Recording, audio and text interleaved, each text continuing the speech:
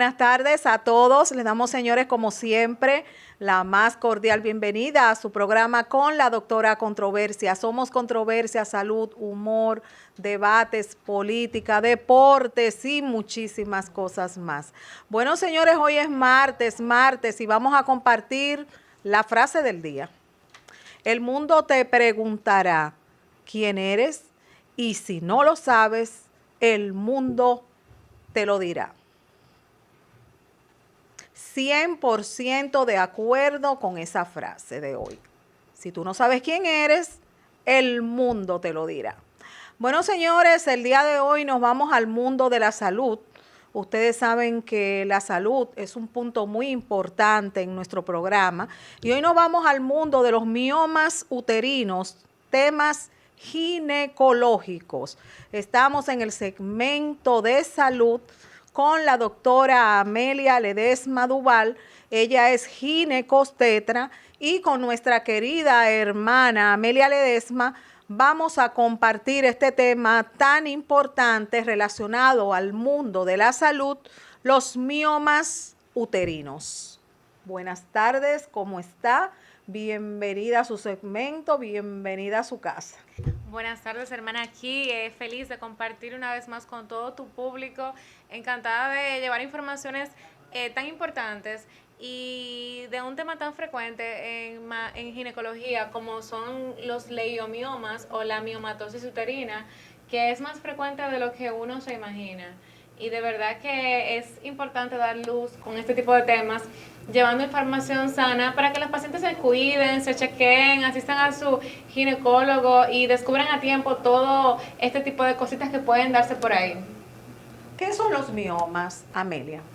Los leiomiomas uterinos o miomatosis uterina no son más que tumoraciones en su mayoría benigna del músculo liso y de tejido conectivo, que pues pueden ocurrir en este caso, como son leiomiomas uterinos o miomas uterinos, pues hablamos de lo que es el útero. Y de verdad que son en su generalidad son benignos, en un 50 son benignos en su mayoría. Hablamos que cuando tenemos, por ejemplo, miomas uterinos, el menos, según las estadísticas, menos del 1% se convierte en lo que es la patología maligna o sarcomatosa. Entonces, en generalidad, pues los miomas no son más que tumoraciones benignas en un 99% de los casos y que estos pueden distorsionar la cavidad uterina, pueden distorsionar pues la arquitectura o la anatomía del útero y dar al traste, si no nos cuidamos, pues con una serie de eventos. ¿El tamaño del mioma influye? El tamaño influye y mucho. Porque, mira, excelente esa parte de si el tamaño del mioma influye, porque muchas veces tenemos pacientes que asisten a la consulta, se hacen una ecografía, una sonografía, pues parte de un control, y de repente se reporta pues un mioma. Y ya esto es como que un dolor de cabeza y un estrés para la paciente. Y de hecho, para nosotros tomar una conducta, influye el tamaño e influyen los síntomas. ¿Por qué influyen esos dos puntos, Amelia?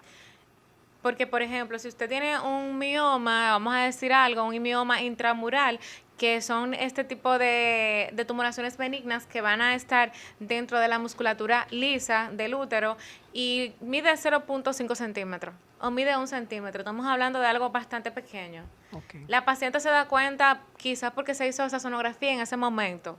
Si no se hubiera hecho la sonografía o no había asistido a hacerse el chequeo en ese momento, ni se da cuenta porque tampoco tiene síntomas. Entonces, en ese sentido, si usted no tiene síntomas, si es algo tan pequeño, en ese sentido sí influye el manejo, porque no es el mismo manejo que le voy a dar a un mioma de 10 centímetros, un mioma que me está produciendo síntomas en una paciente, a una patología que es, en el sentido que sí es un tumor, es muy pequeño, no tiene ningún dato de malignidad, no está ocasionando síntomas, entonces simplemente le voy a dar un seguimiento. Desde el punto de vista de la edad, ¿influye? Sí, existen factores de riesgos en el que dentro de esos factores de riesgo la edad está relacionada. ¿Por qué? Porque sí, aunque desde el punto de vista pues médico, aún no sabemos a ciencia cierta cómo o por qué se producen los miomas, sí de hecho está dentro de las patologías que todavía uno considera idiopáticas. Sí hay ciertos factores que nos dicen, pues esta cantidad de personas tienen mayor predisposición porque se ha estudiado un grupo de personas, se han hecho estudios a ciegas y de hecho se han buscado factores de riesgos comunes denominador en tal población. Y se ha dicho, pues es más común en edad, por ejemplo, en edad reproductiva. Las pacientes ya en edad reproductiva, ya cuando han iniciado su menarquia, su primera menstruación, cuando esté ese pico de estrógenos y de progesteronas en nuestra edad reproductiva a su mayor nivel, ahí en ese grupo de personas, en esa población, es cuando se ha detectado que los miomas son más frecuentes. De hecho, no se ha visto, aunque en la medicina decimos nosotros que 2 y 2 no son 4, no todo el mundo es igual, no todas las pacientes son iguales, pero no se ha visto, nunca he visto una paciente que no ha menstruado nunca con una miomatosis uterina. O sea, tú ves que este tipo de patología se dan en pacientes que ya han menstruado, que ya han iniciado su vida reproductiva, su menarquia, y que aún están menstruando, que todavía no están en menopausia. Okay. Ya pues se ha demostrado que como los miomas son hormonodependientes, o sea, dependen de hormonas, dependen de estrógeno, dependen de progesterona, ya cuando la paciente ya entra en todo lo que son los cambios propios de la menopausia, ya en este grupo etario, en este tipo de pacientes, ya esta patología, si existe, empieza, número 1, a degenerar. Y número 2, es muy, muy poco frecuente, mucho menos frecuente. Porque si la paciente lo tiene, por ejemplo, tiene su miomatosis uterina y quizás los miomas son pequeños, nos damos cuenta, pero si de hecho no hay síntomas, si la paciente ya está en menopausia, eso es igual, seguimiento. ¿Por qué? Porque ya en el tema de lo que es la menopausia, de que ya la paciente pues va a entrar en ese declive hormonal, si los miomas son hormonodependientes, pues yo no voy a tener esa parte que va a estar alimentando ese crecimiento de esa tumoración benigna. Entonces simplemente en ese tipo de paciente también seguimiento y con relación a tu pregunta, pues el tema del grupo etario atendiendo a la edad más importante y más frecuente son pacientes en edad reproductiva. Amelia, yo he observado en familias que les salen miomas a la mamá, a una hermana, etcétera. Sabemos que tú acabas de explicar que no existe unas causas específicas, pero sí factores de riesgo. Fue exacto, lo que comprendí. Exacto. En ese sentido específicamente, porque hay en algunas familias mujeres de esa misma familia que presentan miomas. ¿Hablaríamos de factor hereditario? ¿Qué opinas? Sí, claro que sí. Existe un factor hereditario, pero es una patología que entraría en lo que es la enfermedad autosómica dominante cuando vemos mamá, hijas, o sea, una misma familia que se repite este patrón. Porque si existe, se ha demostrado que si existe un gen de leiomiomas en este tipo de familia de gerencia autosómica dominante, que se puede dar el caso que tengan leiomiomas en la piel, es decir, tumoraciones benignas en la piel, que también se puede caracterizar en este sentido, en este tipo de herencias, en lo que es leiomiomas uterinos. Porque sí se puede tener en la piel, en el útero, y entonces también en este caso, según dice la literatura, pues también existe, poco frecuente, pero existe dentro de esta patología, personas que pueden desarrollar hasta incluso tumoraciones benignas en los riñones. Y pues sacando la parte que nos compete, que es los miomas, atendiendo a tu pregunta, sí, existe un factor hereditario que se ha comprobado que aunque no es que no es que todo el mundo, que porque mi mamá lo tuvo, lo tengo por default, yo te voy a tener miomas, pero sí hay un grupo, un gen demostrado que sí, dentro de lo que es el factor hereditario, herencia autosómica dominante, es decir, se va a transmitir este gen en cada generación. Y entiendo que tu pregunta se enfoca, me imagino, que en este tipo de paciente, en este tipo de familia, donde tú ves que una mamá lo tuvo, una hija también lo tiene, y sí, en esta categoría existe. En el caso específico de un mioma grande, ¿qué órganos comprometen? Mira, Cuando tú preguntaste hace un rato, ¿el tamaño influye? ¿Y por qué? Te dije sí. Porque dentro de lo que es el tamaño del tumor, de la tumoración, aunque es benigna, ¿qué quiere decir que es benigna? Que es una tumoración en un más de en un 99% benigna, que solamente puede hacer una degeneración sarcomatosa pues en cierto grado y va a ser en menos de un 1%. Algunas literaturas te dicen menos de un 1%, otras te pueden decir pues menos de 0,1%. El hecho es que gracias a Dios este tema no es tan frecuente. Este tema de que tenemos una degeneración sarcomatosa dentro de lo que es el grupo de los miomas no es tan frecuente, y esto nos da cierto respiro y nos ayuda a poder de una manera u otra decir, bueno, tengo una tumoración, puedo darle seguimiento, no tengo que operar todo. Y sí, cuando hablamos del tamaño, hablamos de que atendiendo al tamaño, pues entonces yo, dependiendo del tamaño y de los síntomas del paciente, yo voy a instaurar mi manejo. Que si un mioma es muy grande, sí, me va a dar muchísimos síntomas.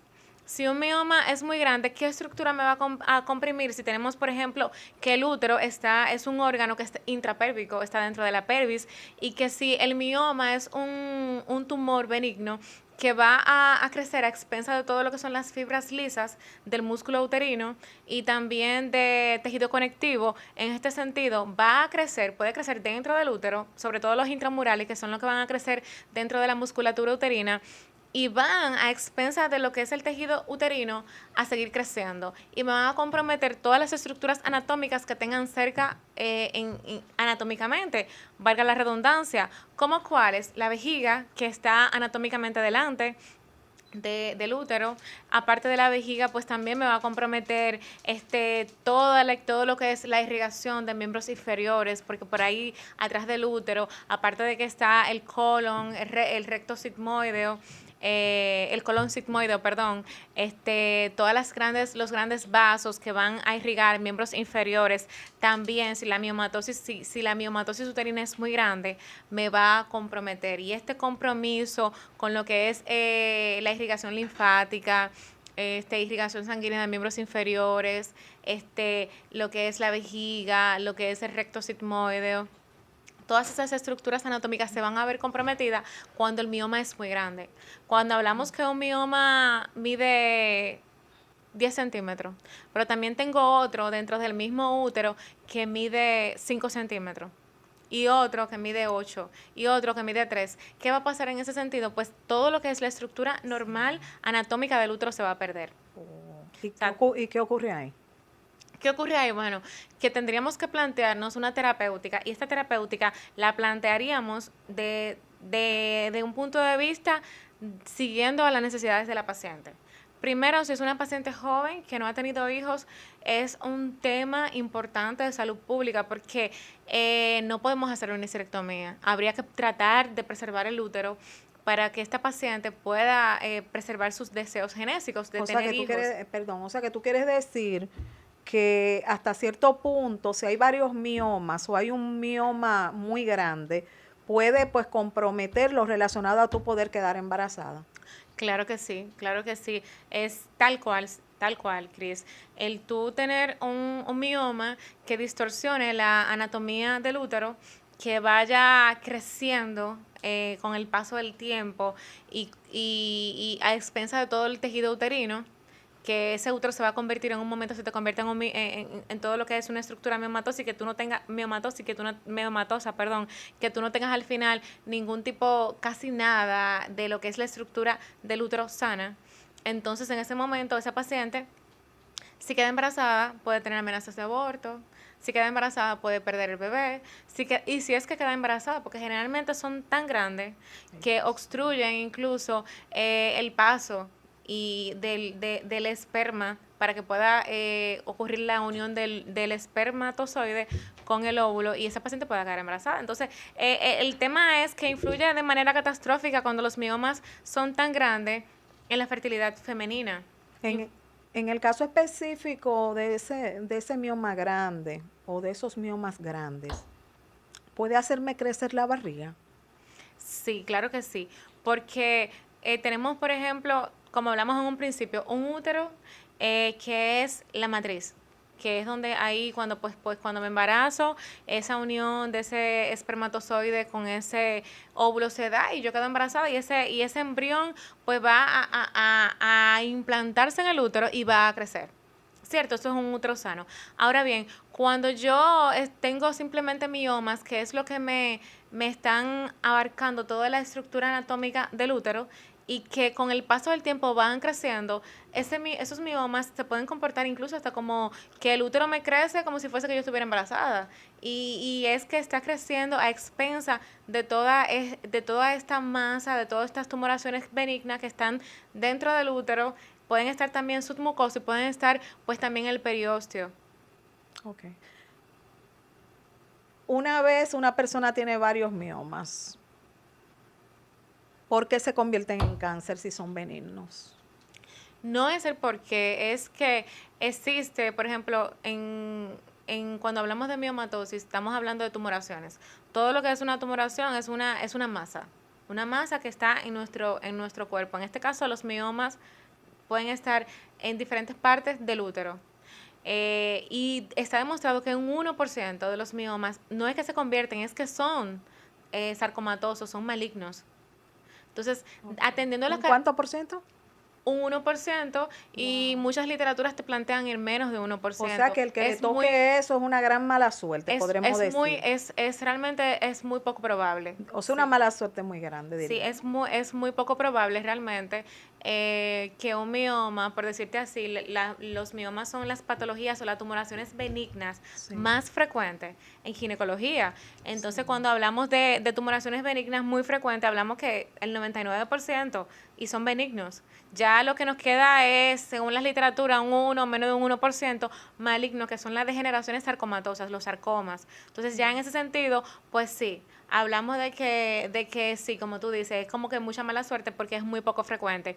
Ahora bien, para esto está el seguimiento, porque no es que usted tiene mioma y simplemente que ya, o sea, hay características de los miomas y obviamente que nos orientan a nosotros como médicos tratantes del paciente, el seguimiento que vamos a darle a la paciente y aparte de eso, las características de esas tumoraciones, si son benignas o no. Y en base a eso, pues se va el seguimiento, porque no, si tú ves, por ejemplo, una ecografía de una paciente que tiene una tumoración dentro del útero, tú dices, bueno, es un mioma, pero las características de esa tumoración, según las imágenes, tú te orientas a si el manejo es simplemente expectante o si esa paciente tiene una probable tumoración maligna y pues hay que llevarla a cirugía Ujú. y realizarle una histerectomía o realizarle en este momento la cirugía que competa. Sí, sería así, porque no es que realmente sea tan frecuente, porque si fuera eso con tantas pacientes y tan frecuente que es la miomatosis. Ahora bien, el tema de salud pública con la miomatosis no es tanto lo frecuente de malignidad en cuanto a las tumoraciones malignas, sino es más que nada lo frecuente son los miomas y las patologías que pueden dar como complicación de una miomatosis a que enfrenta la paciente, una paciente ginecológica, no solamente en etapas reproductivas que quiera tener hijos, sino también como tú planteaste en esa pregunta que hiciste, una paciente que tenga sensación de dolor, de pesadez, de que la barriga le crezca.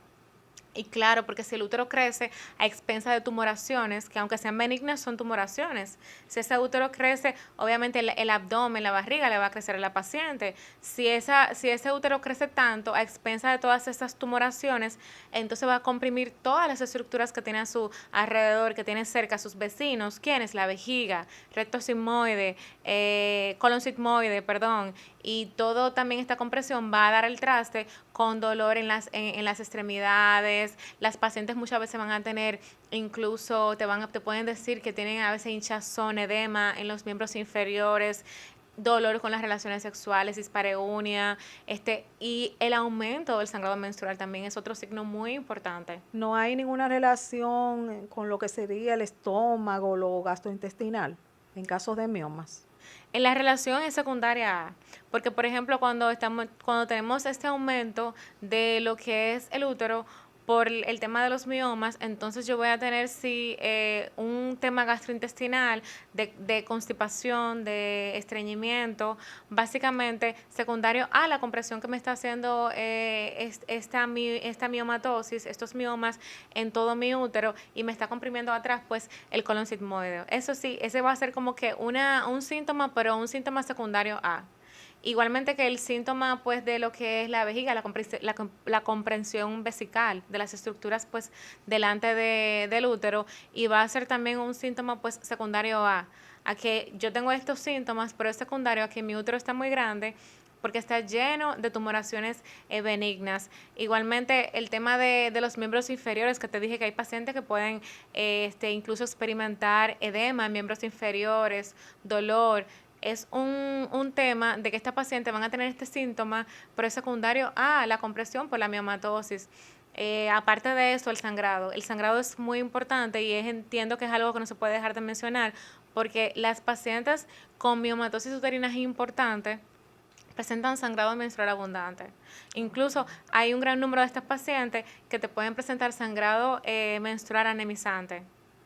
Es decir, que le llega una menstruación tan abundante que las pacientes, si no se cuidan, si no pues asisten por una terapéutica oportuna, porque sí es cierto que los miomas de un día para otro te pueden salir de manera aleatoria en una ecografía, o te lo puede detectar pues por ejemplo tu ginecólogo en una consulta.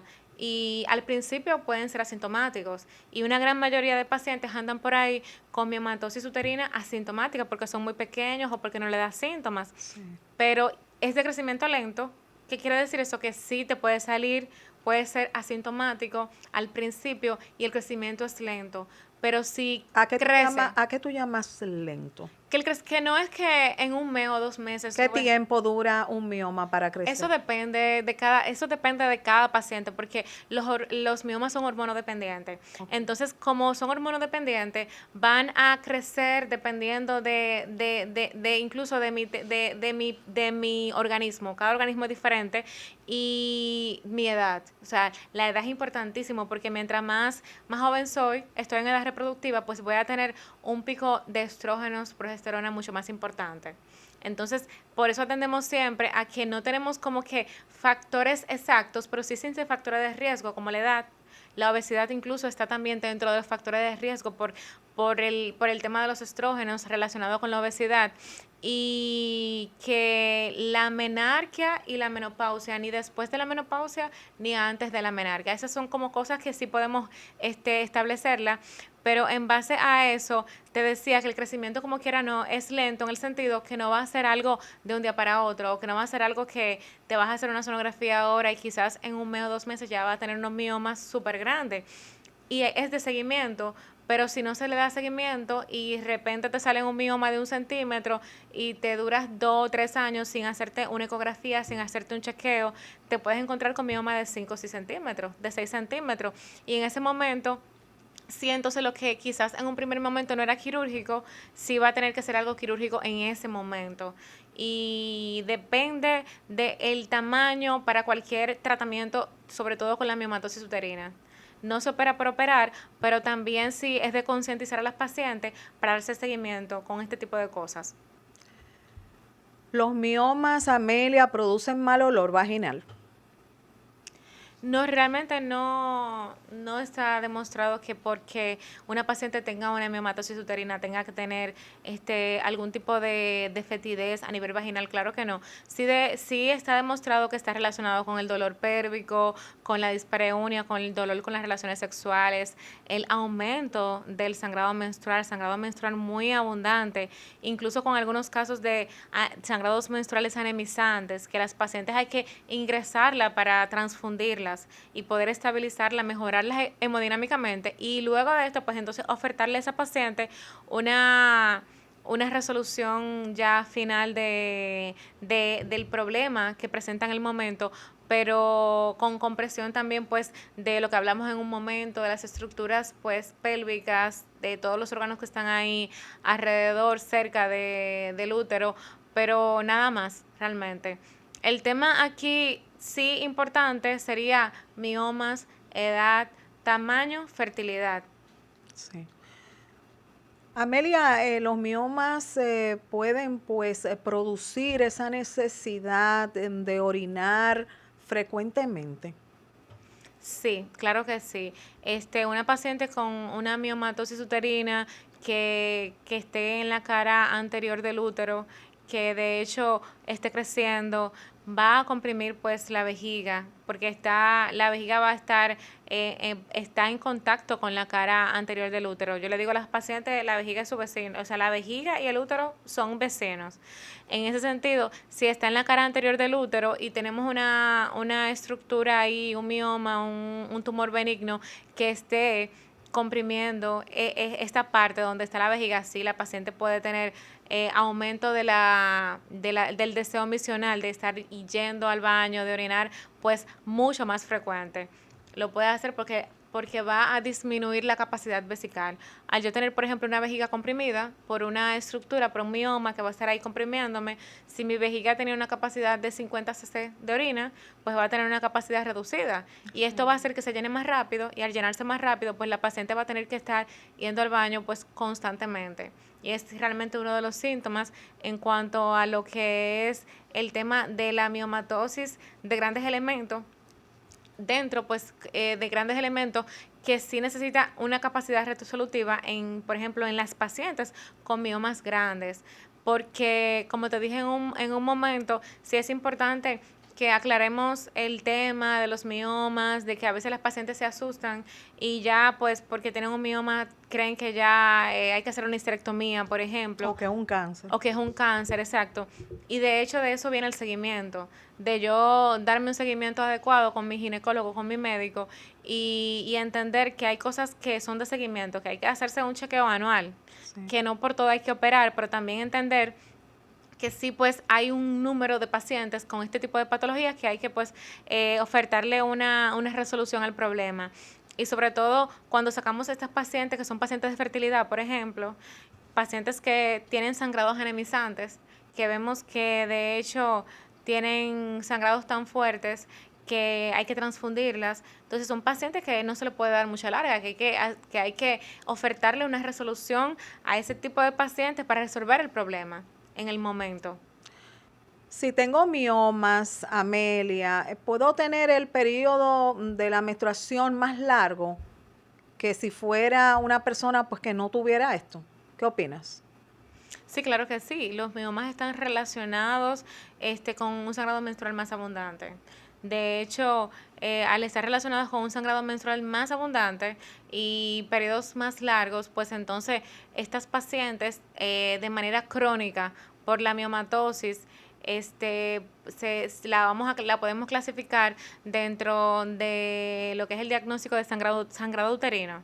Entonces, en este caso, producido por los miomas, y cuando son sangrados crónicos, anemizantes, que requieren, pues, pueden requerir incluso hasta transfusiones sanguíneas. Y de hecho, transfusiones sanguíneas para después, inmediatamente, después que la paciente esté estable hemodinámicamente, operarla, es decir, hacerle una miomectomía o hacerle una histerectomía, porque si entramos en el jueguito de que te pongo sangre y te dejo con el problema, pues entonces al final no vamos a hacer nada.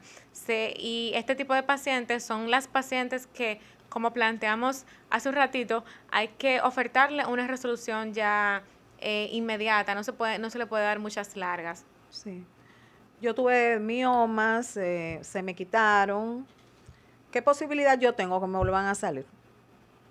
Sí, claro, pueden volver a salir, pero realmente depende de la edad. Ya, por ejemplo, las pacientes cuando ya no tienen este pico hormonal del que hablamos, porque como los miomas son hormonodependientes, ya si tenemos una paciente que quizás tuvo miomas en un momento y de hecho desaparecieron, pero la paciente está en edad ya posmenopáusica o menopáusica, ya esa paciente simplemente es su seguimiento normal, y la posibilidad de que puedan volver a resurgir una miomatosis uterina ya después de la menopausia es casi nula, porque el tema es que ya en menopausia está el cese hormonal fisiológico. De manera fisiológica hay un cese o una disminución de todo lo que son las hormonas, y entonces en este sentido ya lo que me alimentaba a mí este mioma, lo que es como que lo hormono dependiente, pues ya va a empezar a ceder, y al ceder esto, pues el tamaño de los miomas que están por ahí, pues va a degenerar. Y igualmente, si existieron en un momento, pues ya ni siquiera existe como que ese riesgo de que puedan volver a salir precisamente por este tema. De hecho, basándonos en eso, aunque no hay como que así, yo te diga, bueno, los miomas salen por tal cual cosa, Sí. sí sabemos que está la característica genética y sí sabemos que están los factores de riesgo, pero basándonos en que después que se estudian todos los factores de riesgo, vemos que el mayor grupo poblacional afectado por miomas son las pacientes en edad reproductiva. En ese sentido, hablamos de que el tratamiento para yo salvaguardar el útero de la paciente, para yo ofertarle la conservación de su útero a esa paciente que no ha tenido hijos, pues entonces yo me auxilio incluso de las hormonas, del tratamiento hormonal, para yo poder reducir el tamaño de esos miomas, porque sí se puede lograr reducir el tamaño de los miomas a base de hormona, de tratamiento hormonal, y esto se hace obviamente para estabilizar la paciente y pues entonces ofrecerle una cirugía. La cirugía, o cuál será, o histerectomía o memiectomía, por cuál nos vamos, depende de lo que quiera la paciente, depende de sus deseos genéticos, porque la integridad de la paciente siempre hay que respetarla. Si la paciente quiere salvar su útero, pues hay que dejarla. Y pues serle claro y honestos y explicarles riesgos y posibles complicaciones a posterior, porque sí hay pacientes que se les realiza una miomectomía y pueden volver a salir los miomas. Sí. Sí, pero si usted le realiza una miomectomía, por ejemplo, a una paciente que no tiene hijos, buscando salvaguardar esta integridad uterina, conservar el útero, para que esta paciente se embarace, pueda tener un hijo y pueda pues ver esa posibilidad de ser madre, porque ya en el momento que usted le hace una histerectomía por miomatosis, esa forma natural o esa capacidad natural de la mujer de poder ser madre, pues se vería limitada, aunque ya con tanta tecnología y tantas cosas existen otros temas por ahí, como el tema que hablamos, pues en el tema de la fertilidad y Sí, eso, sí. de los vientres de alquiler, pero en nuestro país todavía no es legal. Y además, aparte de eso, yo entiendo que siempre a una mujer que tiene deseos de ser madre va a querer pues embarazarse y pues tener a su propio hijo dentro de su cuerpo. Entonces, inmediatamente a una paciente se somete a una miomectomía o a una histerectomía, perdón, por miomas, ya pues este derecho de esta mujer se pierde. Ya o se pierde o se ve muy limitado en el caso también de las miomectomías, porque muchas veces si la paciente no se embaraza, pueden volver a salir. Si son muy jóvenes y no se embarazan en el momento, sí tienes riesgo de que salgan nuevamente. Y también, Cris, pasa algo, y es que los miomas, en este sentido, en una paciente joven que no ha tenido hijos, que quizás no tenga un proyecto de vida de tener hijos en 1 o 2 años, son un tema de salud importante, porque al final las pacientes hasta se cansan con tanto sangrado, tantos temas, y hasta pueden incluso en un momento determinado decir, no, como yo he visto casos, ya, yo quiero salir de eso, Sí. hágame una histerectomía o hágase lo que tenga que hacerse. Una preguntita relacionada a la histerectomía. Si yo tengo una herencia, ¿verdad?, de cáncer y quiero hacérmela para evitar una situación vaginal, ¿está correcto pedirlo? Bueno, eso sería, en mi opinión, en mi humilde opinión, una histerectomía por miedo. Porque yo entiendo que todo proceso quirúrgico, toda cirugía a la que se someta un paciente, debe ser una cirugía justificada desde el punto de vista del protocolo médico quirúrgico, de que a usted se le evaluó, de que se le hicieron no solamente lo que es el examen físico y la historia clínica, la historia clínica pues que está junto con el examen físico y con el interrogatorio médico, también analíticas de laboratorio, imágenes, y junto con todo eso, pues entonces se hace como que un match, como un link de todas esas cosas y se hace un diagnóstico probable. Y si usted tiene que esa posibilidad o ese riesgo de que sí, mira, tiene la parte genética, si aparte de la parte genética, la parte familiar importante, demostrando que es una enfermedad dominante, porque hay enfermedades que son simplemente recesivas o que hay enfermedades que se dan en una generación y ya, o que hay mutaciones incluso. Mutó, me tocó a mi familia y punto, ya no me vuelve a pasar. Sí. Y yo por miedo no puedo condicionarme entonces a hacerme una cirugía. Para un médico operar a un paciente tiene que tener un diagnóstico clínico y que el tema de la terapéutica quirúrgica, es decir, el operar, sea de beneficio para el paciente. Te hago la pregunta porque algunas famosas han solicitado inclusive relacionado a los senos por los antecedentes familiares que tienen de cáncer.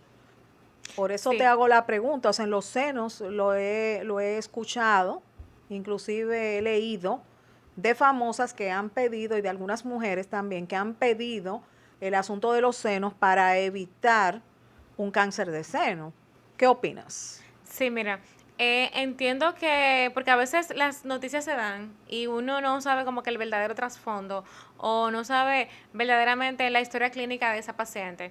Y por ejemplo, con el cáncer de mama sí existe un gen muy importante que está en la familia y que la parte de que mamá lo tuvo y quizás si ese médico mío me hace pues también un estudio y comprueba basados en la evidencia científica que yo tengo riesgo de tener cáncer de mama, en ese sentido, que se demuestre que necesito la cirugía, pues es perfecto, porque ya entiendo que sería como que prevención, Sí. pero simplemente sin estar demostrado, simplemente porque por miedo, porque mi mamá tuvo cáncer de mama, yo también me voy a someter a una mastectomía. Entiendo que es algo exagerado, de verdad. Porque si es así, entonces tendríamos que ofertarle cirugía, resección de mama a todas las pacientes que tengan familiares con cáncer de mama. O sea, creo que es un poco exagerado. Sí sería como que irnos a la profundidad de qué realmente pasó con ese paciente. Y de hecho, si ya está establecido que existe riesgo, que sí, usted puede tener un cáncer, pues bienvenida a la cirugía, porque obviamente somos médicos y estamos aquí para salvar las vidas de las pacientes, Sí. pero sin caer en la desesperación, en el miedo y sin hacer las cosas simplemente porque le pasó a fulanita, sino como que basado en mi historia y basada en la evidencia científica. Pasa lo mismo, por ejemplo, con el cáncer cervicuterino. Hay pacientes que mi mamá tuvo cáncer y tengo HPV, me salió en una citología HPV y ya por eso yo quiero o le propongo que me hagan una histerectomía. Entonces, puede pasar lo mismo con cualquier patología a nivel de medicina. Y yo entiendo que el rol de nosotros como médicos en este sentido es orientar al paciente, hacerle las pruebas de laboratorio, con las pruebas de laboratorio, hablarle, mira, las probabilidades son estas. Son nulas o son cero o tienes probabilidad igual que cualquier persona en la población general. Claro. Porque a cualquiera Le a puede salir nivel un cáncer. de una población general le puede dar un cáncer, porque hay enfermedades que le pueden dar a cualquiera. Qué bueno que tú digas eso bien aquí. Claro, hay enfermedades que le pueden pasar a cualquiera. Mira, a nivel de lo que era estadística, se me ha olvidado un poquito de esa parte de lo que es la epidemiología médica, existe un cálculo que se llama Hardy-Weinberg, Ok. que es un cálculo estadístico que se basa en la estadísticamente la probabilidad que tiene una población en general de tener una enfermedad. Y en cuanto a este cálculo, pues entonces se puede calcular probabilidad a nivel mundial de tal enfermedad. Es tanto. Ahora, probabilidad ya en esta familia establecida, Sí. dependiendo de tu papá, de tu mamá, etcétera, es tanto. Y de hecho, hablando de eso, Chris, que es también importante, aunque no es de ginecología, pero sí es de medicina en sentido general, sí déjame decirte que esta probabilidad a nivel mundial es de darle un cáncer de cierta enfermedad le puede pasar a cualquiera. Y nos sentimos más estigmatizados, nos sensibilizamos más cuando nos pasa con un familiar Sí. y por eso entramos en pánico. Sí. Pero entiendo que la parte del rol mío como paciente es preguntar, es dejarme llevar y es informarme, sí, pero del médico es guiar al paciente decirle cuál es la probabilidad real en cuanto a los cálculos estadísticos a nivel pues mundial de la población en general y a la estadística propia de su familia. Y en base a eso pues tranquilizar al paciente porque la ciencia está ahí, la ciencia cuando uno habla con el paciente y uno le explica, yo entiendo que eso es un calmante y uno le da esa confianza al paciente basado en la estadística, en la ciencia, no solamente en mi propia opinión. Ya el paciente puede incluso hasta que quería venir y operarse, decir, no, déjame tranquilizarme, déjame yo mejor darme un seguimiento. Porque cada cirugía tiene sus riesgos. Cada cirugía tiene sus riesgos y no es del entrar al quirófano, no es como que entrar al gimnasio y salir. O sea, cuando usted se somete a una anestesia, cuando usted se somete a una pérdida sanguínea, Claro. ya simplemente por eso hay un riesgo. Y hay riesgos que son propios de la anestesia, hay riesgos que son propios del transquirúrgico de la misma cirugía y hay riesgos que son propios que se pueden dar, pues incluso hasta el cómo usted cuidarse en su casa. Bastante complicado. Entonces sí, bastante complicado. Entonces yo voy a asumir todo eso por nada. Entonces hay que Por decir, un miedo. por un miedo, hay que Por una decir, probabilidad menos 0,00. exacto, hay que ir creando conciencia. Ahora sí, están las enfermedades que son autosómicas dominantes, que sí, usted ya sabe que se hizo la prueba, que usted tiene ese gen, que su papá, por ejemplo, tuvo una cardiopatía, que su hermano también le pasó, que la probabilidad suya es casi un 100% porque es una enfermedad hereditaria que es dominante, que pasa en todas las generaciones, ya ahí la cosa cambia. Hay que darle atención en Ya ese hay que, punto. exactamente, ya ahí sí hay que tener un poquito más no de miedo, sino de acción, de accionar más, porque las dos cosas son malas, el accionar poco y el llenarse de miedo en un momento como es una determinación o una conducta en salud. ¿Cuáles son los tipos de miomas que hay? Tenemos los submucosos, tenemos los miomas intramurales y tenemos también los miomas, se me fue la otra Ok. parte, Cris, se me fue ahí el nombre que son tantas cosas, se me fue ahí el nombre, los submucosos que pues penden de la mucosa del útero y los miomas intramurales que van a pues a estar dentro de lo que es la musculatura uterina. De verdad que Se mueven los miomas. los miomas no es, sí, el tema no es que se mueven de por sí solos. El tema es el siguiente, y es que, por ejemplo, los miomas intramurales no tienen ningún tipo de movimiento porque al estar dentro del útero, de lo que es la estructura uterina, pues si crecen, van a crecer con el útero. Ahora, los miomas submucosos que penden o que cuelgan de la mucosa uterina, entonces, ¿qué va a pasar con estos miomas? Que sí se pueden mover. Y son los miomas que más sangran. Ok. Mioma ísmico. Es que los miomas ítmicos son aquellos que van a estar en el istmo, que es una parte de la estructura uterina, y cada uno de estos miomas, dependiendo de la localización, como decíamos en un momento, es el tema de nuestro seguimiento, del tema de lo que vamos a hacer, el manejo que vamos a hacer con la paciente, porque si tenemos, por ejemplo, un mioma en el istmo o un mioma en el tema de lo que es el ostión, de las trompas uterinas, que es por donde este espermatozoide va a viajar para conectarse con este óvulo. Entonces, si tenemos un mioma que obstruye en esta parte, pues entonces esa paciente va a tener una infertilidad secundaria A. Entonces, el tema de cuando me preguntas mioma ístmico es básicamente un mioma intramural que está en el istmo. Desde tu punto de vista, ¿cuál es el mioma más peligroso? La miomatosis más peligrosa, cuando hablamos de la miomatosis maligna, de los sarcomas, que es realmente todo lo que se hable de patologías o tumoraciones malignas en ginecología son catastróficas. Ahora bien, y fuera de eso, de la parte maligna, que es muy, muy, muy bajo el porciento, sigue, ¿sabes qué? El tema de la importancia en cuanto a lo que es la fertilidad. Sí, porque si los miomas me obstruyen una parte importante del útero, y no permiten esta unión de útero, de óvulo con espermatozoides, entonces, ¿qué va a pasar? La paciente va a tener una infertilidad secundaria. Si los miomas me distorsionan toda la arquitectura uterina en una paciente que no ha tenido hijos, que tengamos que someterla a una cirugía o que de verdad imposibilite en un embarazo que esta paciente pueda continuar con la gestación, para mí esto como que sí es muy importante.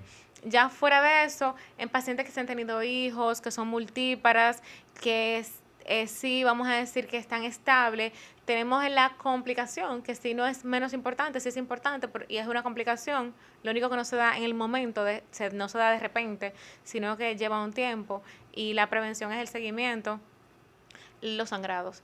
Okay. Porque cuando tenemos miomas que nos provocan tantos sangrados anemizantes que no responden a nada, ya en ese sentido, pues a esa paciente no hay que ofertarle nada más que una miomectomía o una histerectomía, dependiendo, porque muchas veces no queda nada de la estructura uterina y ya simplemente hay que sacar el tema de, hay que sacar el mioma o los miomas para poder, y todo el útero, para poder pues salvar la vida de la paciente. Sé que dijiste que hay algunos miomas que no producen ningún tipo de síntoma, otros sí. Dentro de lo que serían los que producen síntomas, quiero hablar del dolor. Sí. ¿Hasta qué punto podemos hablar de dolor? ¿Hasta qué punto podemos hablar de dolor? Mira, con la miomatosis uterina sucede lo siguiente, y es que el dolor puede ser incluso hasta dolor con las relaciones sexuales, dispareunia, pacientes que se quejan de dolor con las relaciones sexuales, pacientes que durante las menstruaciones los sangrados son fuertes, son anemizantes, pero también las pacientes tienen dismenorrea severa, okay. Es decir, mucho dolor con las menstruaciones. Sí, y fuera de esto, incluso hasta dolor en miembros, hay pacientes que han referido, que refieren síntomas aislados de dolor en miembros inferiores, o sea, dolor en las piernas, por el tema de que con las menstruaciones, los miomas también se congestionan mucho la pelvis, ya la pelvis está cargada porque obviamente el útero está aumentado de tamaño, ya hay una compresión vesical por la vejiga, tenemos que hay un aumento del diámetro abdominal por los miomas, porque ya el útero está aumentado de tamaño, y todo esto va a producir dolor. Los miomas producen mucho dolor, producen dolor con las relaciones sexuales, dolor durante las menstruaciones, y aparte de esto, mucho sangrado. ¿Pueden vomitar? Sí, claro, las pacientes cuando tienen dismenorrea severa pueden presentar náuseas, pueden presentar vómitos, porque de hecho la dismenorrea puede venir con algún tema, algún síntoma gastrointestinal, y al tener los miomas, pues entonces el cuadro pues puede empeorar. ¿Cuál es el tratamiento? El tratamiento de los miomas va a depender del tamaño, va a depender de la edad de la paciente y va a depender, pues, aparte de eso, de los síntomas. Sí, es muy importante tener todo esto pendiente porque de ahí viene lo que hablamos en un principio, no todos los miomas se sacan, no todos los miomas se operan. Ok. Yo quiero que tú por favor compartas con nosotros un consejo final sobre este tema. Bueno, mira, cuando hablamos de miomas uterinos, hablamos de patologías benignas que van a afectar, pues, la cavidad uterina, y que los miomas, así como cualquier patología en ginecología, puede dar al traste con una serie de síntomas, de signos y complicaciones cuando no se atienden a tiempo. El tema final y el consejo final sería para todas esas pacientes que nos siguen, que te siguen, Cris, que se chequeen, porque hay miomas en su mayoría, en un principio, que son asintomáticos. Muchísimas pacientes andan por ahí con una miomatosis uterina asintomática. Ya una vez detectado, dependiendo del manejo pues que su médico le oferte, entonces en ese sentido ya usted lo que hace es simplemente que se da seguimiento, si es de seguimiento, y si hay que pues tomar una conducta a tiempo, siempre es mejor. Desde tu punto de vista, entonces, ¿cuál es la importancia de nosotros visitar el ginecólogo una vez al año? La importancia de nosotros poder visitar a nuestro ginecólogo, a nuestro médico de cabecera una vez al año es precisamente la prevención. Prevenir, porque no es que no me va a pasar, porque hay muchas, por ejemplo, personas que piensan a veces, pues yo fui al médico, como yo he escuchado muchas veces por ahí, y me tocó que me encontraron esto, me encontraron aquello, me Sí, encontraron aquello, me encontraron aquello, y yo me sentía bien. Y sí. ese médico me encontró de todo. Y de hecho no es que el médico te haya encontrado de Es que todo en eso ese estaba ahí. momento, eso estaba ahí. Te diste cuenta ese día. Hay gente que dice, no, yo no voy al médico porque cada vez que voy al médico es de todo que me encuentran y yo no me Exactamente. siento nada. Exactamente, eso estaba ahí en ese momento. Usted lo descubrió, se dio cuenta de que eso, usted tiene ese problema de salud, se dio cuenta en ese momento. Y gracias a Dios que el médico pues le descubrió y le dio un tratamiento, porque ¿qué pasaría? Porque hay cosas que si en el momento se tratan, pues pasan, pero hay otras que no, hay otras que de repente tienes un problema de salud, por ejemplo, un cardiólogo, que usted tenga un problema por ahí de una presión escondida alta, una hipertensión y usted, no me duele la cabeza, Ujú. me tomo, qué sé yo, cualquier cosa y de repente Un infarto. un infarto. Entonces, en ese sentido, los problemas siempre que un médico le diga algo a usted, es porque eso por ahí venía dando signos y síntomas. Usted quizás no le dio la importancia porque pensó, entendió que era otra cosa o que no era nada. Y cuando usted fue a su médico, pues entonces en ese sentido ahí le descubrieron. Y gracias a Dios. Bueno, ya hemos escuchado a la doctora que nos aconseja a todos aquí que tenemos que darnos, señores, ese seguimiento anual con el objetivo de prevenir muchas veces situaciones que se complican por el descuido. Nos vamos ahora a otro lugar, nos vamos a la estética vaginal y yo quiero por favor que la doctora Amelia comparta con nosotros cuáles son esos servicios que ofrece desde ese punto de vista. Claro que sí. El mundo de la estética vaginal también, o estética en lo que es aplicada a la ginecología, es otro también de los grandes temas que también tú sabes, Cris, que nos apasionan, porque cuando hablamos de estética en ginecología, tratamos de darle una armonización a todo lo que son los genitales externos de la mujer a la vulva, que de hecho presentábamos y hablábamos hoy, esta mañana, pusimos por ahí un post que decía yo en ese post, ¿te conoces?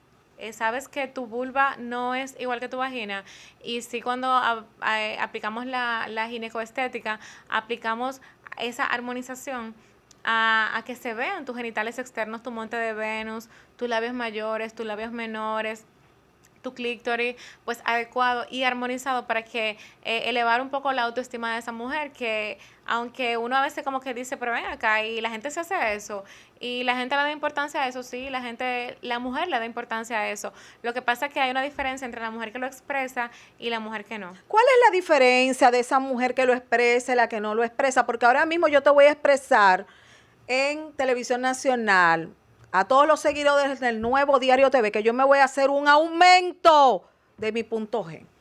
Bueno, mira qué pasa, que la mujer que lo expresa es la mujer que habla abiertamente de este tipo de cosas, sin tabúes, sin miedos y que no le importa, o sea, como que no ha evolucionado en ese sentido, de que si yo me tengo que hacer un estrechamiento, pues me lo hago, si tengo que hacerme un aclaramiento genital, pues me lo hago. Y de hecho, lo hablo con mi pareja. O sea, abiertamente, lo hablo con una amiga, abiertamente, eso no es nada, eso es parte como que de hacerme un facial. O sea, lo veo así. Ahora, la mujer que no lo expresa es esa mujer que aunque necesite, aunque tenga la necesidad, aunque lo quiera, no se atreve. O le da vergüenza. Sí, porque le da vergüenza, por los tabúes, por ciertas limitantes sociales que la condicionan. Entonces, al condicionarla, al pues tener esta condicionante, esta limitante, pues de quizá de su casa, de su entorno, de el cómo creció, entonces se limita, se autolimita ella misma. Entonces, aunque lo necesite, aunque tenga la inquietud o quiera, no lo hace.